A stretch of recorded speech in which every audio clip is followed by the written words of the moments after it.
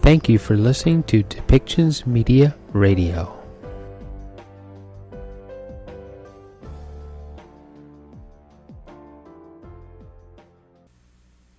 Headquarters in Geneva. Welcome to our COVID-19 press briefing today, this Monday, July 27. As normal, our Director General, Dr. Tedros, will open the briefing with some remarks, and then we'll open the floor to questions. Today, joining Dr. Tedros, we have our regular experts, Dr. Mike Ryan, Executive Director of Emergencies, and Dr. Maria Van Kerkhove, our technical lead for COVID-19. But we also have with us today Dr. Mariangelo Simao, our Assistant Director General, Access to Medicines and Health Products, and also Dr. Meg Doherty, Director of our Global HIV, Hepatitis and Sexually Transmitted Infections Program. As usual, we'll be providing simultaneous translation in all 6 UN languages, plus Portuguese. And it will be coming to you across all our social media platforms. And now, without further ado, I will hand over to Dr. Tedros. Dr. Tedros, you have the floor. Thank you. Thank you, Margaret. I think you have already accepted my name then. Thank you. Good morning, good afternoon, and good evening. This Thursday marks 6 months since WHO declared COVID-19 a public health emergency of international concern. This is the 6th time a global health emergency has been declared under the international health regulations, but it's easily the most severe. Almost 16 million cases have now been reported to WHO, and more than 640,000 deaths. And the pandemic continues to accelerate. In the past 6 weeks, the total number of cases has roughly doubled. When I declared a public health emergency of international concern on the 30th of January, the highest level of alarm under international law, there were less than 100 cases outside of China and no deaths. As required under the international health regulations, I will reconvene the emergency committee later this week to re-evaluate the pandemic and advise me accordingly. COVID-19 has changed our world. It has brought people, communities, and nations together and driven them apart. It has shown what humans are capable of, both positively and negatively. We have learned an enormous amount, and we're still learning. But although our world has changed, the fundamental pillars of the response have not. Political leadership and informing, engaging and listening to communities. And nor have the basic measures needed to suppress transmission and save lives. Find, isolate, test and care for cases and trace and quarantine their contacts. Keep your distance from others, clean your hands, avoid crowded and enclosed areas, and wear a mask where recommended. Where these measures are followed, cases go down. Where they are not, cases go up. Countries and communities that have followed this advice carefully and consistently have done well, either in preventing large-scale outbreaks like Cambodia, New Zealand, Rwanda, Thailand, Vietnam, and islands in the Pacific and Caribbean, or in bringing large outbreaks under control like Canada, China, Germany, and the Republic of Korea. These are just a few examples, but there are many more that could have been listed. The bottom line is that one of the most fundamental ingredients for stopping this virus is determination and the willingness to make hard choices to keep ourselves and each other safe. Over the past 6 months, WHO worked tirelessly to support countries to prepare for and respond to this virus. I'm immensely proud of our organization, WHO, and its people, incredible people, and their efforts. Within days of learning of the first cases in China, we published extensive guidance on how to find, test, and treat cases and protect health workers. We also published the first protocol for testing for the virus and immediately started working with manufacturers in Germany to produce tests and ship them to countries most in need. We convened hundreds of scientists to develop a roadmap for research. We have brought together thousands of experts from all over the world in many disciplines to analyze the evolving evidence and distill it into guidance. Never before has WHO produced such a large volume of technical advice in such a short period. More than 4 million people have enrolled in our training courses through the openwho.org online learning platform. We launched the Solidarity Trial to find answers fast about which therapeutics are the most effective. We launched Solidarity flights to ship millions of test kits and tons of protective gear all over the world. We launched the Solidarity Response Fund, which has so far mobilized more than $225 million from more than 563,000 individuals, companies, and philanthropies. In addition, we mobilized more than $1 billion from member states and other generous to support countries. We worked with community organizations, religious groups, the public and private sectors, tech companies, and many other groups to fight the infodemic. And we have formed the ACT Accelerator to speed up the development, production, and equitable distribution of vaccines, diagnostics, and therapeutics. We have done an incredible amount, but we still have a long, hard road ahead of us. And we know that the impacts of the pandemic are felt far beyond the suffering caused by the virus itself.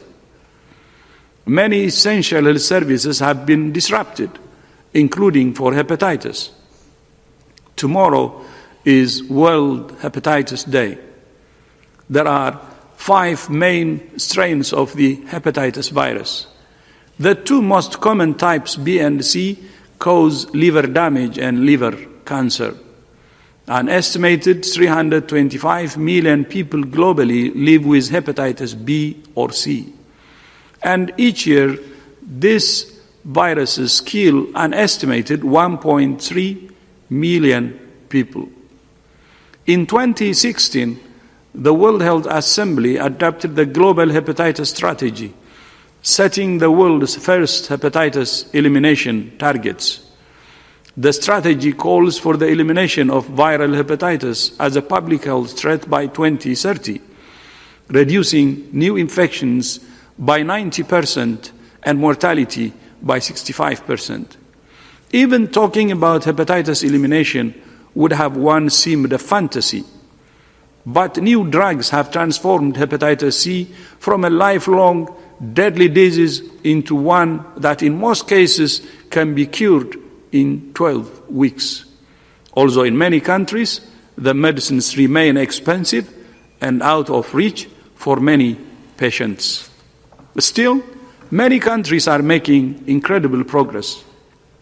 Egypt has tested more than 60 million people for hepatitis C and linked those who test positive to treatment free of charge.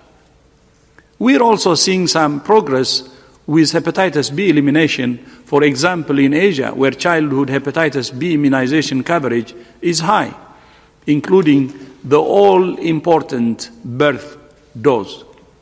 Today, we're celebrating more good news. New research led by WHO and the London School of Hygiene and Tropical Medicine shows that together we have achieved the global target set in 2000 to reduce the prevalence of hepatitis B infections in children under 5 years of age to less than 1% by 2020. This landmark achievement means we will dramatically reduce the number of cases, liver cancer and cirrhosis in future generations.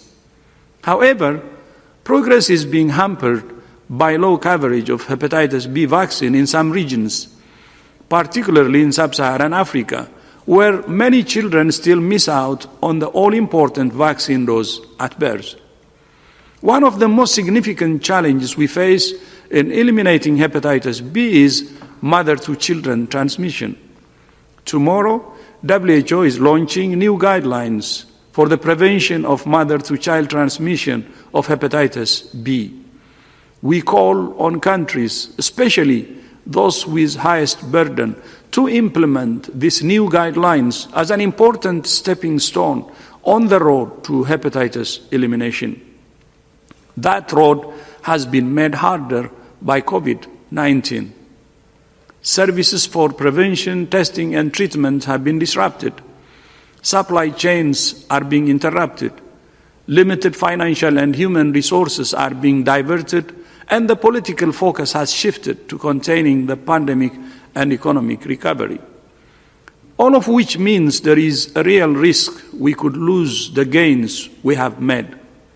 Like so many diseases, hepatitis is not just a health problem. It is an enormous social and economic burden. As we mark 6 months since the declaration of the global health emergency, the COVID-19 pandemic is illustrating that health is not a reward for development.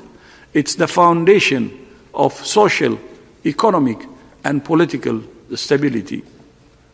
We are not prisoners of the pandemic. Every single one of us can make a difference. The future is in our hands. WHO remains totally committed to serving all people and all countries with science, solutions, and solidarity. I thank you. Thank you very much, Dr. Tedros. So I'll now turn the floor to questions. As usual, because there are so many of you on the line, please, just one question per person. And remember also that you can ask your question in any of the 6 UN languages: Arabic, Chinese, English, French, Russian, Spanish, plus Portuguese. And as Dr. Tedros mentioned, there's a lot of good and interesting news on hepatitis. We have Dr. Meg Doherty here to answer any of your questions on that area. The first question goes to Adam Vaughan from New Scientist. Adam, unmute yourself and go ahead, please. Good morning. I just wanted to ask, judging from the daily case numbers of nearly 300,000 in some of the past few days, are we entering a new stage of the pandemic? And why are cases surging? Is it mostly countries that haven't yet reached their first peak, as the numbers seem to suggest? Or is it mostly second peaks as, you know, countries begin to unlock or have already unlocked? So thank you for the question. I'll begin, and perhaps Mike or DG would like to supplement. It's a complicated picture if you look at what's happening globally. It's very difficult to give a short answer to what is happening with this pandemic. We do know that in many countries are really in the thick of it. They're really seeing intense transmission. I'm looking at a map. We receive a daily update of the cases that are coming in overnight in the last 24-hour period, and there's a number of countries that are really seeing intense transmission. Other countries which have already passed through their first peak, many of them are keeping transmission low. With the public health infrastructure and all of the tools that they have put in place to find, test, isolate, care for cases, contact trace, they're having success at keeping that transmission low. In some of those countries, they're starting to see a resurgence, and they're starting to see resurgence in particular areas. They're seeing clusters of cases and outbreaks and pockets of clusters of cases in certain geographic areas, or in areas that are associated with certain types of industries, like we've seen some outbreaks that are happening with regards to nightclubs, for example, where people are coming together and spending close quarters and prolonged periods of time together. If the virus finds an opportunity, it will transmit between people, and these clusters of cases will emerge. The good news and the hope that we see is that in many of those countries, in many of these situations, countries are once again, applying this whole government approach and this really strong, aggressive actions in terms of finding these cases very quickly, isolating them, carrying out contact tracing so that we break the chains of transmission. And the quicker that countries can do that, the better the chance they have at turning these clusters of cases into community transmission again. So, there's a mixed picture across the globe. The countries that are really in intense transmission are having a very difficult time, but they can also turn this around. And the reason that we say this, the reason that we repeatedly say that countries have an ability to turn this around, is because we've seen it happen over and over and over again. And it requires everyone playing their part. It requires strong leadership. It requires consistent messaging and people understanding what they need to do, what role they have to play. Following the advice of governments, keeping your physical distancing, cleaning your hands, wearing a mask where appropriate, staying home if you're asked to. All of these measures contribute to fighting COVID-19.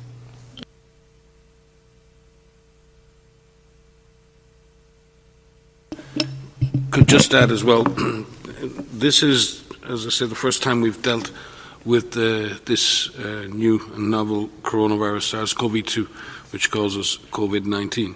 So the assumptions that the disease would naturally be come in waves is an assumption that's based on previous pandemics with other respiratory viruses like influenza.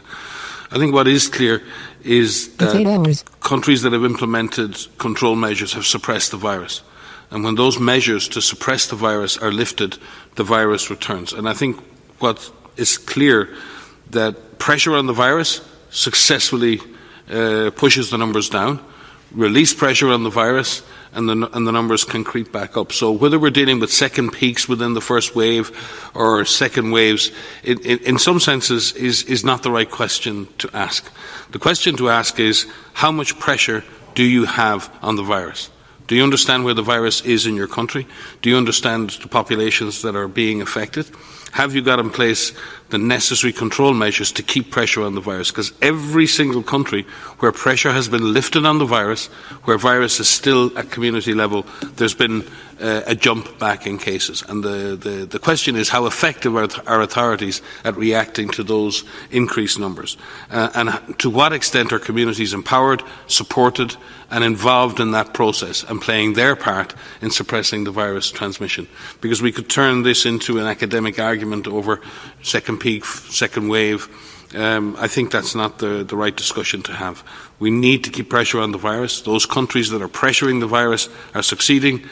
Other countries are struggling, and we need to be able to change the game.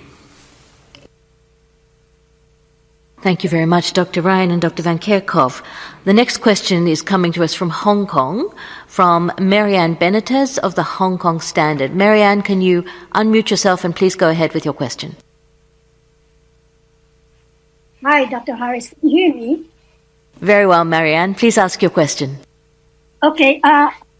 As a follow-up to that earlier question, Hong Kong is in the midst of a third wave of an outbreak. It's very serious because we're topping cases of 100 cases every day for the last 6 days already, and today is 145. The thing is, it started in elderly centers, and it's being blamed on groups of accepted persons, about 290,000 people, including seamen and aircrew members, have been allowed in without undergoing testing for COVID-19 or even for mandatory 14-day quarantine. So do you know in WHO, because Hong Kong is such a very dense city and also a microcosm of what's happening in the globe now.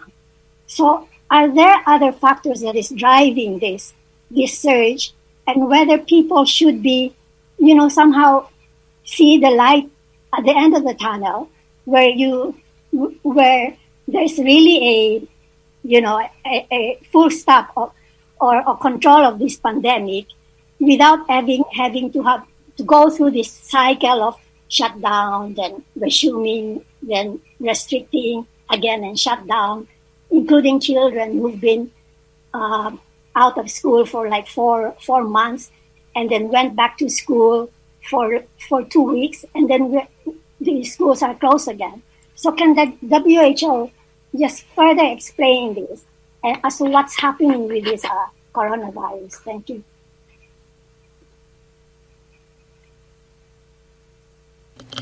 So thanks, Marianne. I think within your question you have a number of questions that are there. And I believe, if I heard correctly, you were talking about the experience in Hong Kong, and what's happening now with what I understand some are calling the third wave within Hong Kong. But as Mike mentioned, and I have mentioned, that the virus has an opportunity to enter back into a community. If it has the opportunity to find ways to transmit, and I understand within Hong Kong, some of these, the resurgence that's happening in nursing facilities and in closed settings. And again, unfortunately, we have seen in many countries, when the virus enters a long-term living facility, it could have devastating effects. And in fact, we've just issued some guidance around policies for long-term living facilities to help support countries in trying to prevent the virus from entering into those facilities, and if it does enter, ways in which it can be brought under control very quickly and minimize the devastating impacts that it can have. Having said that, I know we work with many people from Hong Kong, as we do across the world, and you have tremendous experience with infectious diseases, with COVID, with the first SARS, with avian influenza, and I know you can bring this under control. There is no one solution to bringing these outbreaks under control. It's a comprehensive package that needs to be implemented, which starts with finding cases, caring for cases, making sure that they are isolated so that they don't have the ability to pass to another person. It includes comprehensive contact tracing to ensure that any of the contacts are kept away from others, so if they were infected, if they develop disease, if they are infected, they can't pass it to someone else. It includes all of the public health measures, hand hygiene, respiratory etiquette, mask wearing, informing the public, engaging the public. It includes stay-at-home measures when they're put in place. But hopefully, when countries need to implement stay-at-home measures or other types of measures, they're done for a short amount of time, as short as possible, and in the smallest geographic area as possible, so that we can keep economies going. What we're going to have to figure out, and I think what we're all going to have to figure out together, is what our new normal looks like. Our new normal includes physical distancing from others. Our new normal includes wearing masks where appropriate. Our new normal includes us knowing where this virus is each and every day, where we live, where we work, where we want to travel. And that's going to be part of how we move forward with this, finding the balance between keeping the virus transmission low and resuming normal activities. But again, we're defining this together, and Hong Kong will bring this outbreak under control, as they have done in the past. Thank you, Dr. Van Kerkhoff. Our next question comes from Ilgin Yorulmaz from the Turkish service from the BBC. Ilgin, please unmute yourself and then ask your question. Hello, and good evening. Actually, I am based in Japan and Tokyo, so good evening to you. My question is to Dr. Tedros. The recent resurgence of coronavirus, even in countries like Japan, Hong Kong, Australia, Germany, Vietnam, all these were initially hailed as success stories, but the recent resurgence is a concern. Now, the possibility of reinstating state of emergency and lockdowns and physical distancing and other measures threaten not only the physical well-being, but also leads to an increase in cases of mental stress around the world. Is the World Health Organization planning to issue guidance to governments on that aspect? Thank you.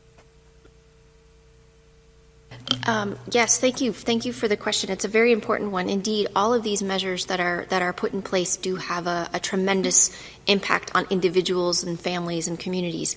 We have issued guidance on mental health and how to keep and how to address this, because indeed we all are going, every single one of us is going through this together, and it is very, very difficult. So we could make sure that we send the link to the guidance to you so that you can specifically see what that is, but also just to take a moment to just acknowledge that this is very difficult no matter where we are.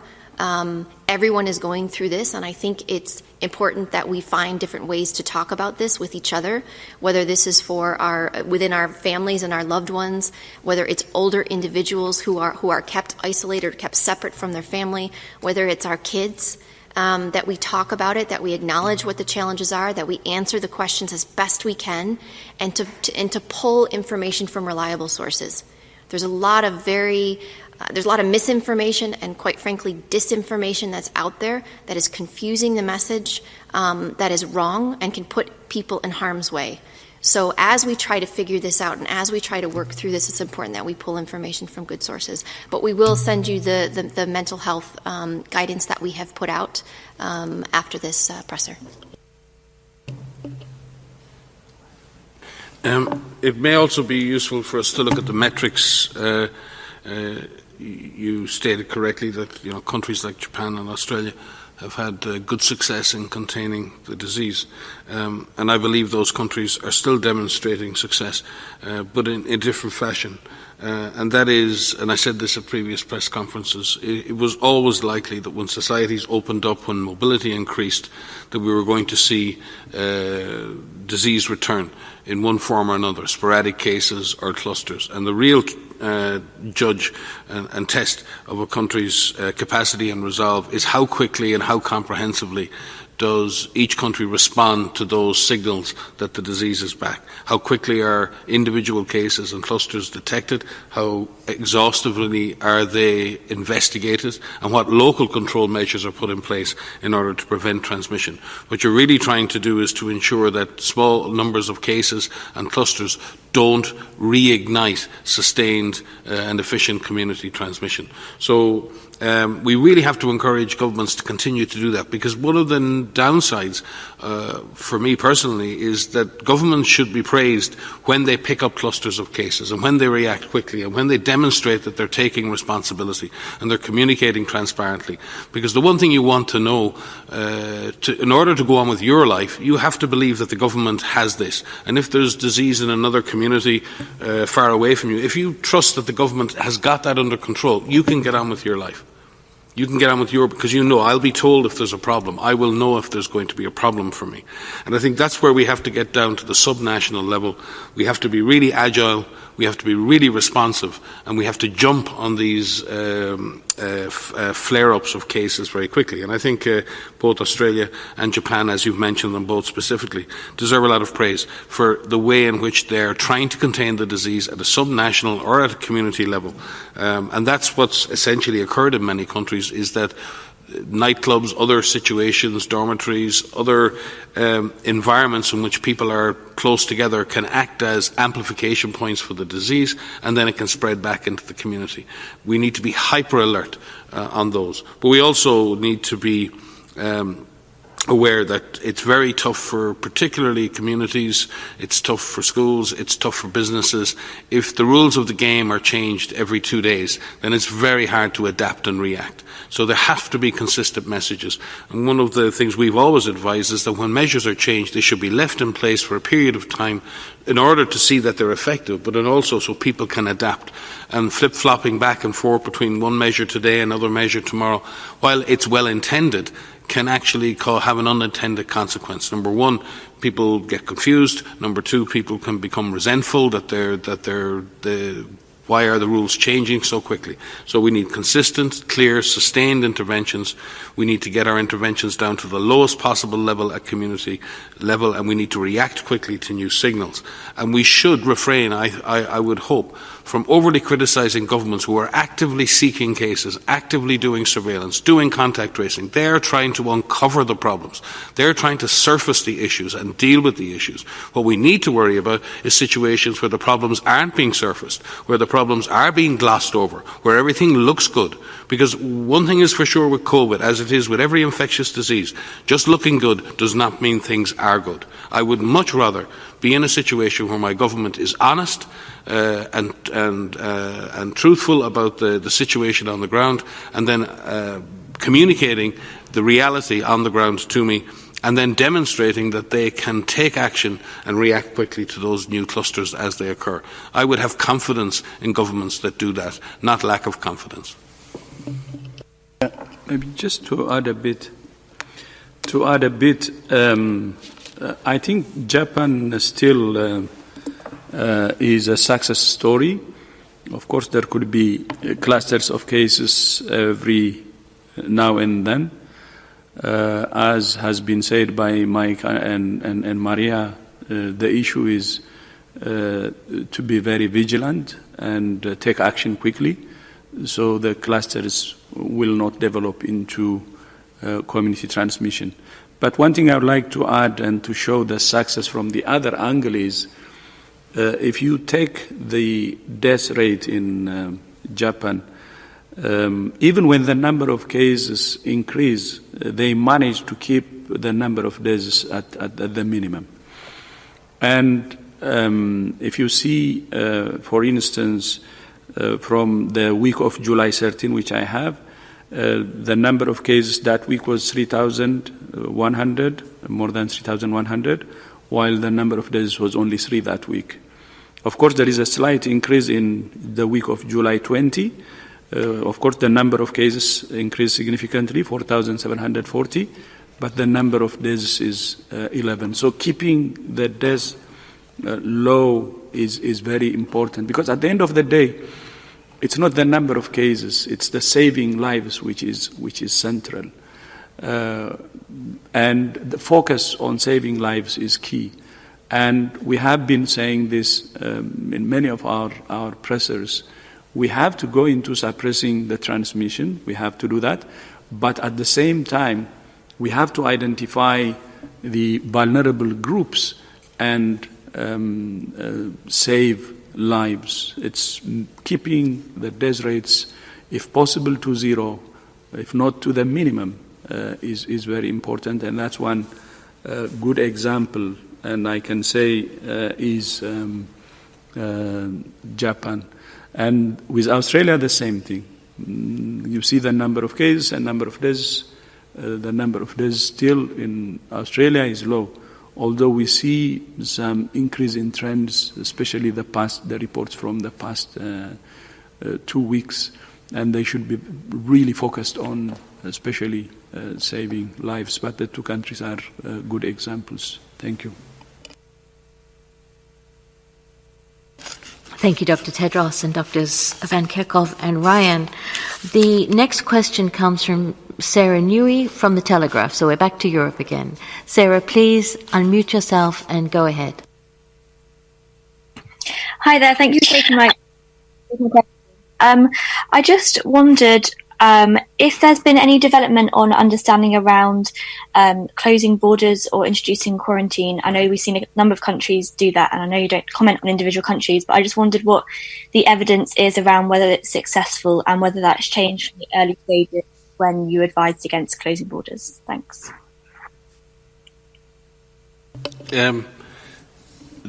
WHO has always advised that travel measures should be used in conjunction with other measures. By themselves, travel measures are not effective in dealing with the movement of disease. In the same way that hand washing alone, or mask wearing alone, or any of the public health interventions alone is not effective.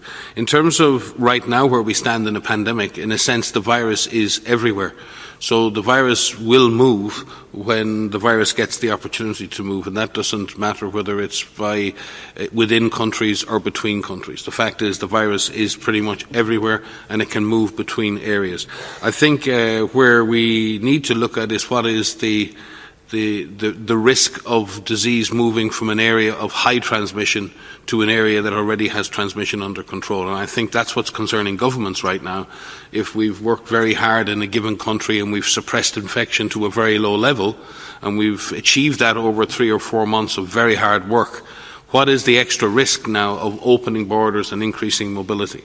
And how do you manage that risk? And again, it comes back to this idea that it is going to be almost impossible for individual countries to keep their borders shut for the foreseeable future. Economies have to open up, people have to work, trade has to resume.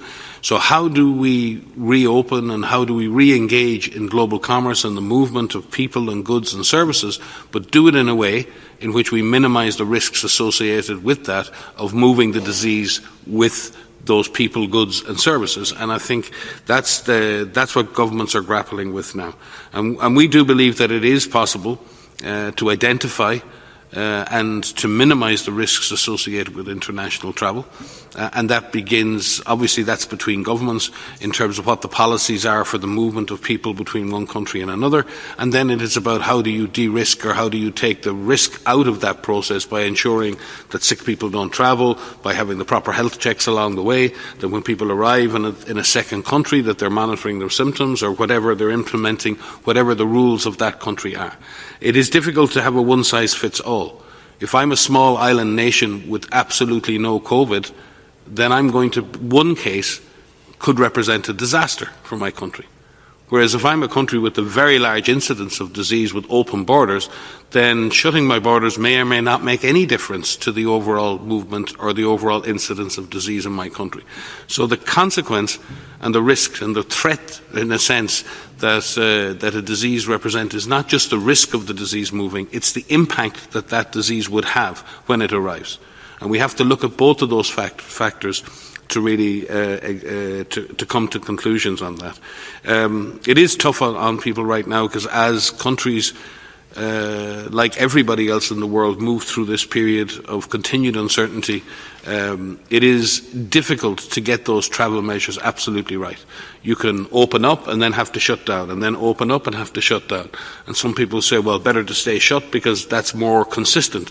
But it's also not making any progress. So how do you make progress with opening up national and international economies? How you do that in a way that's least risky, but how do you do that in a way that you can pull back if you need to, slow down or reverse? And that's the conundrum we're facing both in terms of national travel and international travel at the moment. But continuing to keep international borders sealed is not necessarily a sustainable strategy for the world's economy, for the world's poor, or for anybody else. So we really do have to make progress on beginning to do that, but do it in a way that is least risky. And we're working very closely with member states on that. We're working with the travel industry and others. But it is very difficult to have a global one-size-fits-all policy because the nature of risk and the nature of the impact is so determined by the local context and by the national or subnational situation. Thank you very much, Dr. Ryan. The next question goes to Tony from China Global Television Network. Tony, could you unmute yourself and ask your question? Hi, thank you. My question is just sort of going on this theme that Dr. Ryan has been bringing up as when the pressure is relieved, that the virus has these opportunities to spread. And certainly we're seeing these infections rolling across parts of Europe. And governments have been very hesitant. And some of them have even come out outright and said that these national lockdowns that we saw the first time around in March, that these are going to be avoided at all costs. And they're taking this very hyper localized approach. And I just wonder now, and you've touched upon this a little bit already, as we're in the height of the summer season, you have people streaming across borders at very high rates, whether or not this localized approach is really what's needed right now, if there needs to be a more cohesive approach at the federal or national level, if we're going to be able to strike this balance. Yeah, I think you're correct. In some sense, you've answered your own question. It's striking that balance between what is national or federal strategy and what is local implementation. In a sense, you fight what you see, and the only people who really see what's happening are at local, but you can't just react to what you see locally. You have to be guided by what's happening nationally. And the best, in the most effective countries, what you see is a seamless relationship between a national strategy being implemented, but with the local flexibility to be tactical in reaction to the disease. And finding that balance between well laid out national strategies that lay out the objective, lay out the approaches, fund and support those approaches, but give local actors and local authorities the maximum authority to be able to implement as they see on the ground. I think that's the right balance to strike.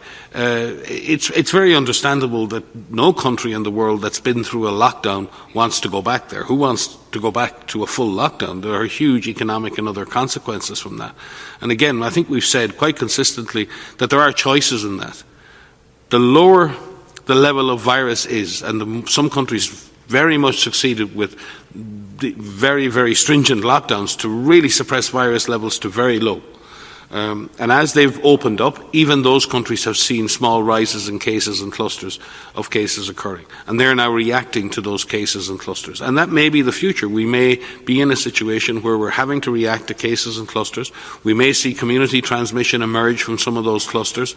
And we may have to shut down or pull back on mobility and mixing in those local areas. And in the end, if we leave aside the word lockdown, because it's become a charged term, what do we mean? We mean there are certain areas in which... Microphone, please. Where disease is transmitting efficiently at community level. Where you see that disease begin to become efficient and it's moving easily between people, what do? What you want to do is put distance between people. You want to stop people mixing as much as they were before. The virus loves when people mix, because when people mix, the virus moves. So if you know where the virus is and you can say, yes, we have community transmission in this area, then you can reduce mixing in that area. So it again comes back to, do you understand where the virus is? What is the level of detail of your knowledge of the virus epidemiology in your country at national, subnational and local level? If you can understand the dynamics of transmission and be very precise in your disease understanding, you can be very precise in your response. It's like in surgery with if you think about people who have brain surgery, surgeons very often use microscopes so they can actually work at a much finer level. And we've seen huge increases in people surviving from brain surgery because we are much more precise in the surgery we can carry out in those cases. And it's the same thing here. The more we understand the disease, the more we have a microscope on the virus, the much more precise we can be in surgically removing that virus from our communities. But if we don't know where the virus is, if we just have this broad community transmission, then we have to take very broad-based measures. And in that situation, that hurts the economy. So again, I would emphasize that, number one, communities have it in their power to reduce transmission by their behaviour, and authorities have it in their power to really, really ramp up surveillance, testing, tracing, tracking, in order to understand where the disease is and take the appropriate measures. And if countries do that, and if they are able to do that at a subnational level, then possibly we can avoid the worst of these so-called lockdowns occurring in the future. Maria? Just a quick note on the solidarity that we've seen across borders. I mean, I think in this particular area, highlighting the question that you just mentioned, we've seen this really, and I don't know if DG wants to comment on this as well, but we've seen a lot of countries come together and work together on, here's the solution that we're working on in our country, here are the measures that we have put in place in our country, here's the situation in terms of disease transmission we see in our country, what does this mean for us, what does this mean for the countries that border us? And we've seen really incredible work together and unity and solidarity together to come to a solution. Because this virus does not respect borders. It doesn't respect, how we've set up our landmarks. And so we need more of this, I think, and I think we will continue to need countries to work together, to find solutions together, because, as we've said many, many times, if the virus is circulating, no one is safe until we're all safe. So again, we just encourage that level of collaboration as we work through as this pandemic evolves. We're going to have to figure this out together, how we open up these travel corridors in terms of the disease risk between countries. But again, it's really nice to see the solidarity across countries.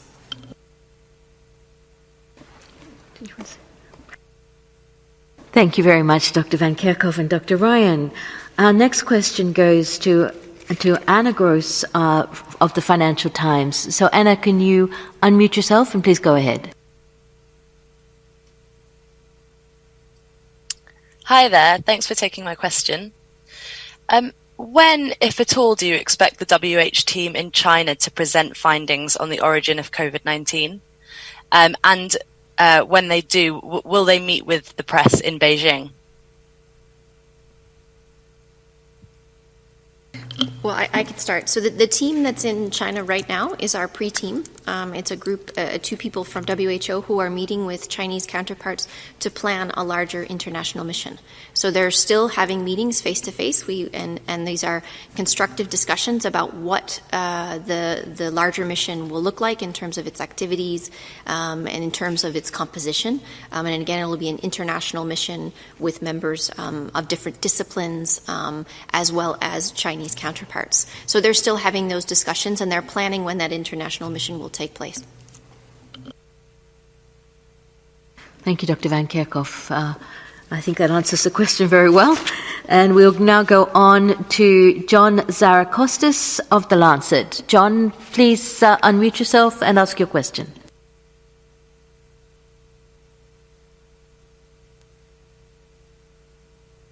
I think we've lost John. John? Can you hear me now? Yes, we can hear you very well now. Please ask your question. Yes, good morning. I'd like to follow up on the introduction by Dr. Tedros with regards to hepatitis C. You mentioned, sir, that the medicines are still very expensive and out of reach in many countries. I was wondering if your experts that are present today, if they can shed some light. What is the average cost of the 12-week treatment in high-income countries, middle-income, and low-income countries? And what are the major impediments preventing access to a cure? Thank you very much for that question. And of course, there's been enormous progress in the field of hepatitis C, where we have a series of direct-acting antivirals, or the DAAs they're called, that can treat all different kinds of genotypes across the world, and they've been made much less expensive over time. So the price range is now for a full course of both testing, a 12-week treatment of what we call a pan-genotypic treatment for all different hepatitis C types, and then a follow-on viral load test to ensure that they have suppressed the virus. That can range from as high as $3,000 in the past and down now in many countries ranging around $60 all in. So in many ways, we now have prices that will allow us to end hepatitis C, and this is essentially a cure if we can find all those other millions of people who have not yet been identified. So it's a great opportunity for us to try to move forward and try to find what we call on World Hepatitis Day, find the missing millions and identify, test, treat, and those persons will no longer pass the virus on to others, and we can find a functional cure for hepatitis C.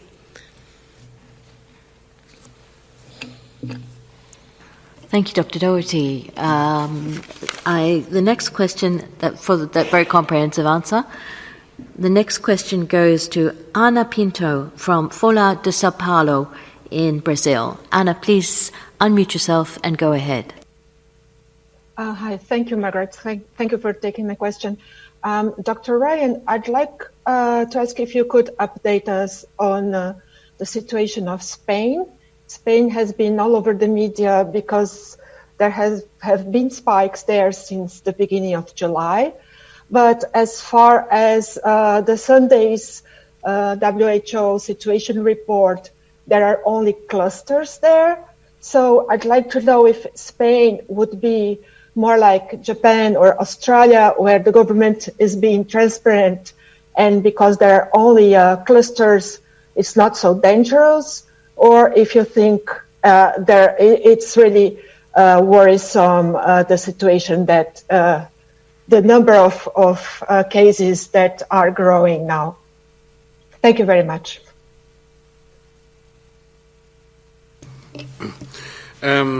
Thanks for the question.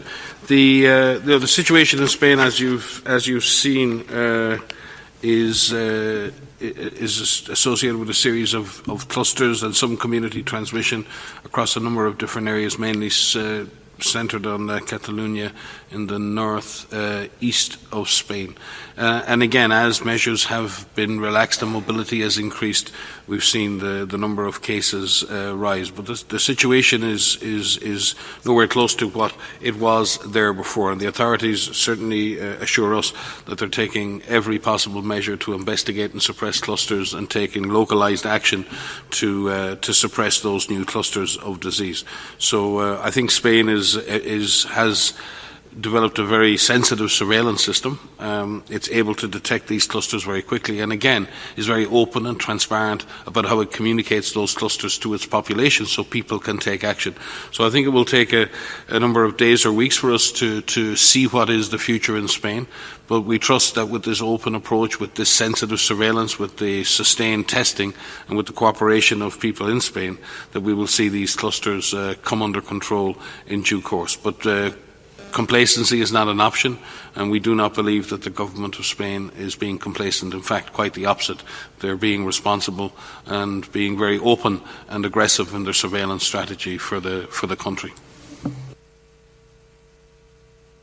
Thank you very much, Dr. Ryan. And on that note, I think it's time to close this press briefing. I'll just hand over to the Director General for final remarks. Just make one other point, because Meg spoke really well on hepatitis C, but just a shout out to all those people who've been working on hepatitis B for so long, 20 years now, and to see incidents less than 1% in children it is incredible, and I think sometimes the unsung heroes, and we see the impact that vaccination can have.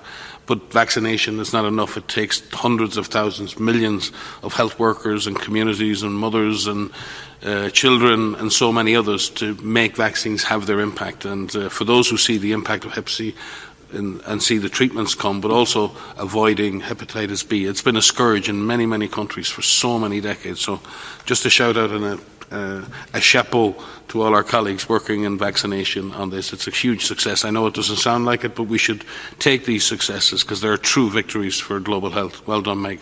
Well, also just to invite people tomorrow, because tomorrow is World Hepatitis Day, and the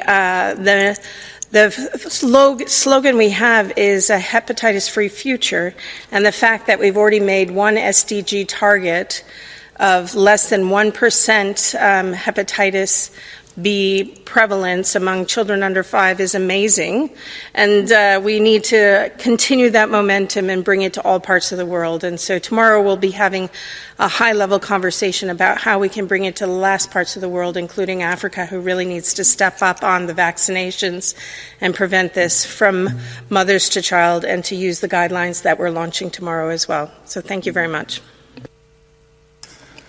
Yeah, I would like to join Mike and Meg. I think having a good news in the middle of the pandemic is not bad. In under 5 children, putting hepatitis B less than 1% is really a success. And we would like to use this opportunity to thank health professionals all over the world for their hard work to make this happen. As you know, hepatitis is a lifelong, problem. It can stay with you through adulthood, and it's like a time bomb, and everybody knows it. And a major health problem, and killing more than 1.3 million people globally. It's serious, and a very silent killer, by the way. So having a progress in hepatitis B is very significant. So we thank all health professionals, all who have been involved, and also our team here, and also from our partners. And especially shout out to London School of Hygiene, good partner. So thank you very much, and look forward to seeing you on Thursday. Thank you for joining. This show has been produced by Depictions Media. Please contact us at depictions.media for more information.